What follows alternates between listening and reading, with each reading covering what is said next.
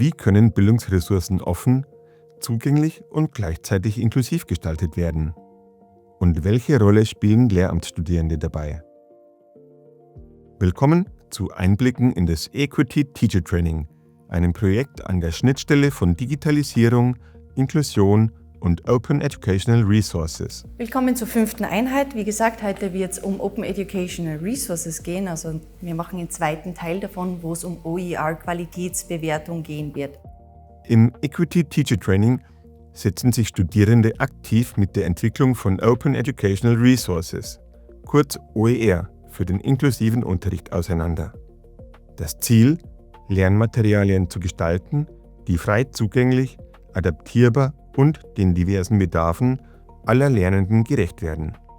Dabei geht es nicht nur um Offenheit im rechtlichen Sinn, sondern auch um pädagogische Qualität, Barrierefreiheit und Diversität. Ich weiß, dass es ungewohnt ist, aber versuchen Sie in Ihrer Planung im Sinne des UDL etc. auch schon Schülerinnen und Schüler mit Sehbeeinträchtigung, Hörbeeinträchtigung, motorischer Beeinträchtigung ein bisschen mitzubedenken. Ein zentraler Bestandteil der Lehrveranstaltung ist der im Projekt Equity entwickelte Kriterienkatalog zur Erstellung und Qualitätsprüfung von OER. Dieser umfasst 4 Kerndimensionen: inklusive Didaktik, technische und technologische Dimension, Diversitätssensibilität und Barrierefreiheit. Auf Basis dieser Kriterien arbeiten die Studierenden mit einer Checkliste, die sie durch den gesamten Erstellungsprozess begleitet. Die OER werden von den Studierenden individuell entwickelt, der Entstehungsprozess wird dabei von der Lehrperson durch laufendes Feedback unterstützt.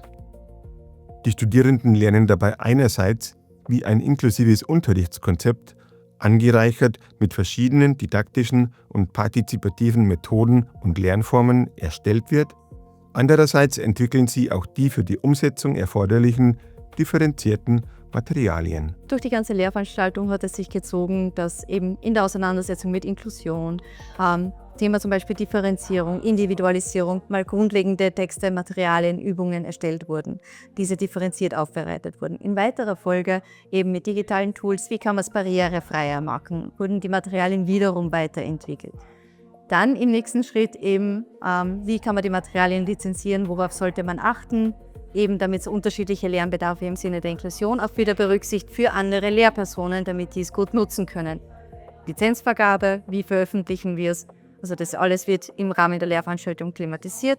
Es wird auch ein Unterrichtskonzept entwickelt für den inklusiven Unterricht, wo die Materialien teilweise eingebunden sind oder eingebunden werden können, damit man einfach eine Gesamteinheit praktisch hat für zum Beispiel eine Unterrichtsstunde oder eine Doppelstunde, wie man diese Materialien einsetzen kann, wie man vorgehen kann, wie man es für möglichst alle Schülerinnen und Schüler passend machen kann und eben damit es weiterentwickelt werden kann als OER. Ein weiterer wichtiger Bestandteil ist das Peer-Feedback. Die Studierenden geben sich gegenseitig Rückmeldungen auf Basis des Kriterienkatalogs, der Inhalte, die sie gelernt haben und ihrer vielfältigen Lehr- und Lernerfahrungen. Dabei geht es nicht nur um Verbesserungsvorschläge, sondern auch um Reflexion. Was macht ein Lernmaterial wirklich inklusiv? Welche Barrieren bleiben vielleicht unsichtbar?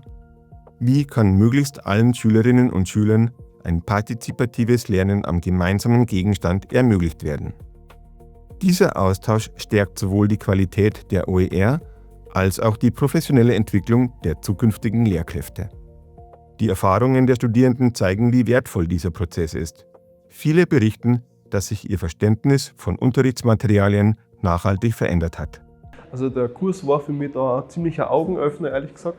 Ich habe mir nämlich immer gedacht, man ist technisch schon recht firm, man ist ja in einer Generation, die eigentlich mit Technik groß geworden ist, aber dann sind im Kurs tatsächlich Module, technische Neuheiten etc. präsentiert worden, von denen ich in meinem Leben noch nie was gehört habe. Und auch altbekanntes, sage ich jetzt einmal, ist da sind Wege gezeigt worden, wie man das eigentlich extrem gut in den Unterricht mit einfließen lassen kann. Mit Methoden, auf die wir nie im Leben kommen, ehrlich gesagt. Also bei mir hat sich nämlich der Einfluss der Technologie im Unterricht eher darauf beschränkt, dass ich halt einmal ein YouTube-Video hergezeigt habe etc. oder eben die Texte auf Word geschrieben habe und dann ausdrucken habe können etc. Aber gerade beim Thema Inklusion, was dann um Aufdifferenzierung geht, ich glaube, da ist inzwischen sehr, sehr, sehr viel möglich durch die ganzen technischen Hilfsmittel, die es inzwischen schon gibt und die immer besser werden im Vergleich dazu. Ja. Ich denke schon immer wieder auch darüber nach, wie würde ich jetzt mit dem umgehen und was könnte ich da jetzt haben. Und ebenso wie jetzt durch diesen Kurs, man stoßt auf Seiten, wie kann man jetzt da hörbehinderten Menschen helfen, einfach hörbeeinträchtigten Menschen helfen, das leichter zu machen, wenn man das nur vorlesen lässt und was es da alles für Tools gibt und für Kontrast, für jemanden, der zum Beispiel eine Sehschwäche hat. Also denkt man dann schon auf jeden Fall mehr darüber nach, auch wenn man sein Material erstellt. Das Equity Teacher Training zeigt, die Erstellung offener und inklusiver Bildungsressourcen ist ein lernintensiver, kollaborativer Prozess. Durch klar strukturierte Kriterien, Checklisten und Leitfäden sowie durch kontinuierliches Feedback entstehen Materialien, die nicht nur offen, sondern auch für alle zugänglich sind. Ein wichtiger Schritt hin zu einer gerechteren Bildung in einer digitalen Welt.